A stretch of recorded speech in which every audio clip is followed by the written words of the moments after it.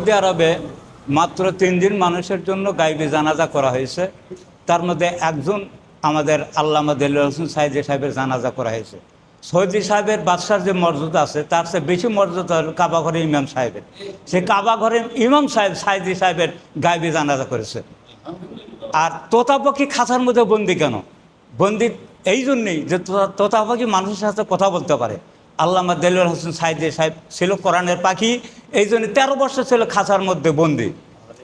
আমাদের বাংলাদেশের যুবকেরা যদি আল্লাহকে ভালোবাসতো, যদি কোরআনকে ভালোবাসতো, যদি নবীকে ভালোবাসতো, নবীর প্রেম যদি অন্তরে থাকতো, তাহলে একজন যুবক যদি হযরত ওমরের মতো, খালিদ বিন ওয়ালিদের মতো যদি ময়দানে হক কথা বলার মতো লোক থাকতো, তাহলে বাংলাদেশের সমস্ত আবু জেহেল ভারতে পালাইতে বাধ্য হতো। টাকলার মতো মানুষ ইসলামের বিপক্ষে কথা বলার সাহস পেত না। বলেন ঠিক কিনা?